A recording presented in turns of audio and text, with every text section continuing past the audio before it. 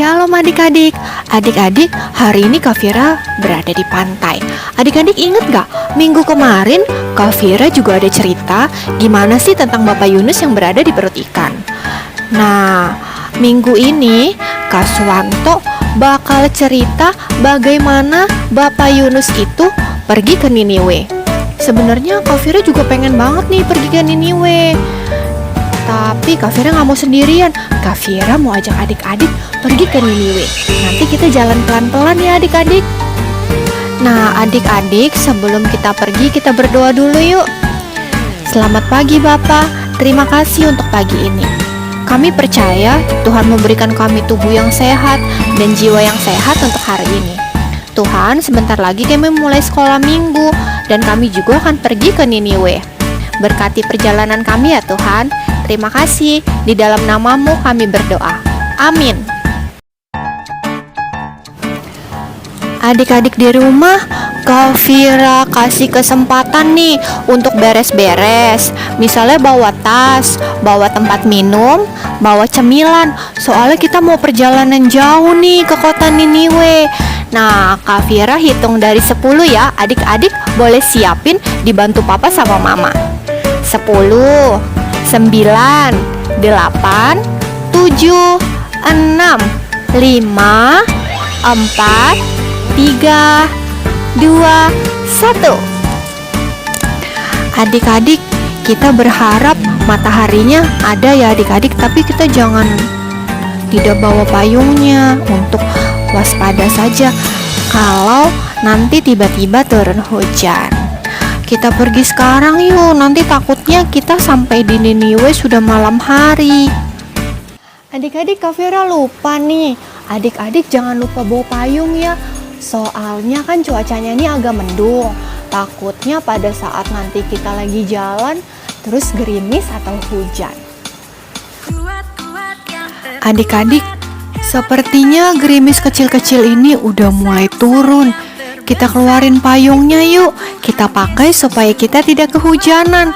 Walaupun hujan gerimis kecil-kecil, tapi cuacanya tetap bagus. Adik-adik, kita melewati gunung, terus hutan, pohon-pohon. Wah, bagus banget ya. Kota Niniwe itu udah mulai kelihatan nih adik-adik. Bagus banget, terlihat rapi, terus juga ramai. Kak Vira juga jadinya gak sabar banget, pengen cepet-cepet sampai ke kota Niniwe. Niniwe sudah terlihat semakin besar nih adik-adik. Berarti kita udah semakin mau sampai ke sana. Yeay, akhirnya ya, dari perjalanan jauh kita melewati gunung, melewati hutan, terus banyak pohon. Ternyata kita bentar lagi sudah mau sampai. Kita udah sampai nih adik-adik di kota Niniwe. Kalau begitu Kak Vira serahin ke Kak Suwanto ya, karena Kak Suwanto mau bercerita nih tentang bagaimana Bapak Yunus di kota Niniwe. Hai adik-adik, apa kabar hari ini? Pasti keren, sehat selalu ya. Kita tetap menjalankan protokol kesehatan ya adik-adik. Ingetin papa mama juga. Oh iya, hari ini adik-adik ketemu dengan Kak Suwanto lagi. Kak Suwanto ingin ngebahas cerita tentang kisah Yunus. Kita ambil di ayat Yunus 3. Tapi sebelum Kak Suwanto ngebahas tentang ayat firman ini, kita saksikan video ini dulu yuk. Nih dia videonya.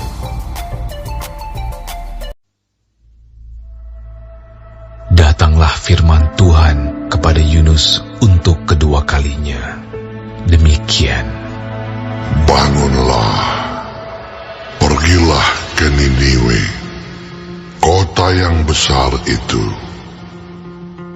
dan sampaikanlah kepadanya seruan yang kufirmankan kepadamu. Bersiaplah Yunus, lalu pergi ke Niniwe, sesuai dengan firman Allah. Niniwe adalah sebuah kota yang mengagumkan besarnya, 3 hari perjalanan luasnya. Mulailah Yunus masuk ke dalam kota itu sehari perjalanan jauhnya, lalu berseru, 40 hari lagi, maka Niniwe akan ditunggang balikan. Orang Niniwe percaya kepada Allah. Lalu mereka mengumumkan puasa, dan mereka, baik orang dewasa maupun anak-anak, mengenakan kain kabung. Setelah sampai kabar itu kepada raja kota Niniwe, turunlah ia dari singgasananya, ditanggalkannya jubahnya, diselubungkannya kain kabung, lalu duduklah ia di abu. Lalu atas perintah raja dan pembesarnya, orang memaklumkan dan mengatakan di Niniwe demikian. Manusia dan ternak, lembu sapi dan kambing domba tidak boleh makan apa-apa, tidak boleh makan rumput, dan tidak boleh minum air. Haruslah semuanya, manusia dan ternak, berselubung kain kabung dan berseru dengan keras kepada Allah, serta haruslah masing-masing berbalik dari tingkah lakunya yang jahat dan dari kekerasan yang dilakukannya. Siapa tahu, mungkin Allah akan berbalik dan menyesal, serta berpaling dari murkanya yang bernyala-nyala itu, sehingga kita tidak binasa.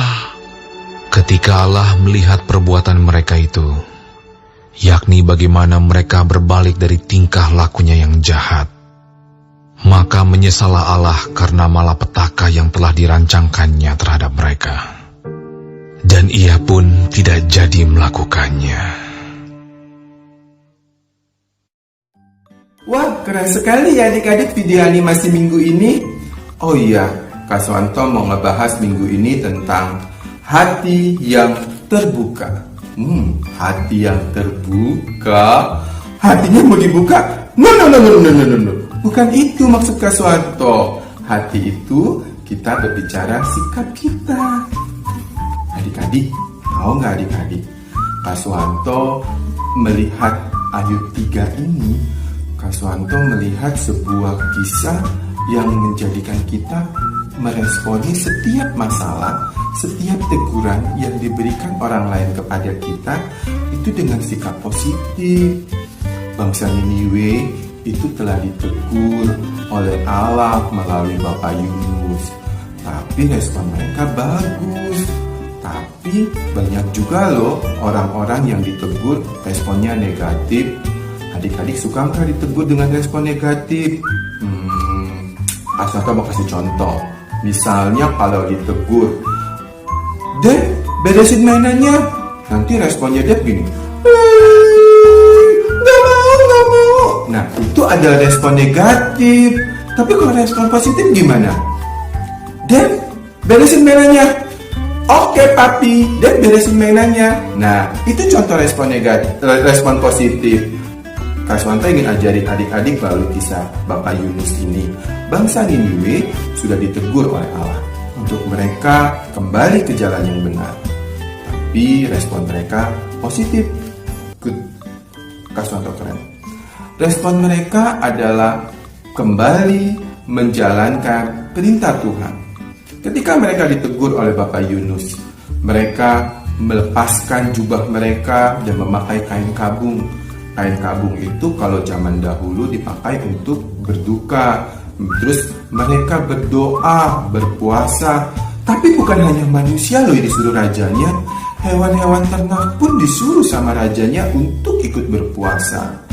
Mereka memanjatkan doa pohon pengampunan sama Tuhan.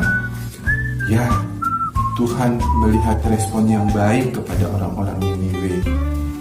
Respon itu yang membuat bangsa Niniwe terbebas dari hukuman. Mungkin adik-adik pernah dengar kisah Sodom dan Gomora.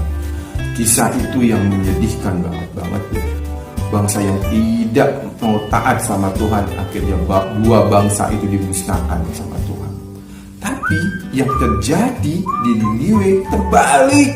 Mereka taat. Ketika mereka ditegur, mereka menjalankan perintah yang benar. Mereka meresponi dengan yang baik. Kakak Swanto percaya adik-adik juga pasti mampu melakukan itu. Walaupun Bapak Yunus kecewa, Bapak Yunus itu inginnya bangsa Niniwe itu dimusnahkan sama Tuhan seperti kota Sodom dan Gomora.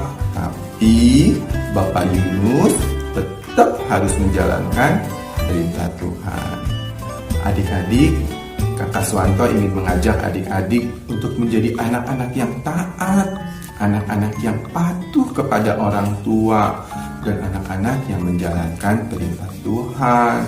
Ingat kan 10 perintah Allah? Salah satu dari perintah Allah itu adalah taati kedua orang tua kita. Adik-adik juga harus melakukan itu. Keren tapi adik-adik ini. Kak Swanto percaya adik-adik mampu melakukannya. Oke, Kak Swanto sekian dulu sharingnya. Kak Swanto ingin bagi ayat hafalan ya. Ayat hafalan kita minggu ini diambil dari Ayub 5 ayat 17a. Sesungguhnya berbahagialah manusia yang ditegur Allah. Kak Swanto ulangin ya untuk ayat hafalan kita minggu ini. Diambil dari kisah Ayub 5 ayat 17a. Sesungguhnya berbahagialah manusia yang ditegur Allah. Jangan lupa ya adik-adik untuk kirimkan ayat hafalannya. Terima kasih. God bless you.